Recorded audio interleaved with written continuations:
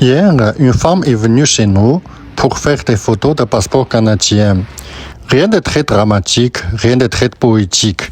Un passeport, c'est un document fait pour passer une frontière.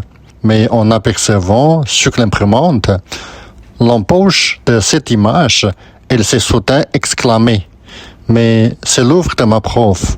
Et là, le passeport a perdu tout son prestige. Elle m'a montré sur son téléphone la même image laminée sur du bois chez elle.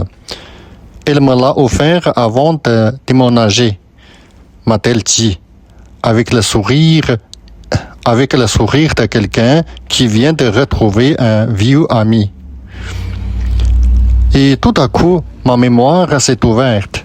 Je revoyais sa prof dans ma boutique il y a quelques années, petite, fragile, le souffle court, une démarche incertaine, comme si chaque mouvement devait être négocié. Son mari le tenait par le bras, portait les planches, réglait les détails et faisait preuve d'une patience presque olympique.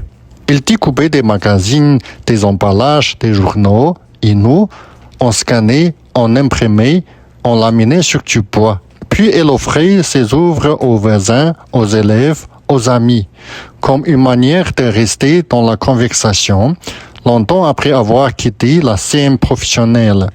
Puis le Covid est arrivé et un jour, plus de collages, plus de planches, plus de nouvelles.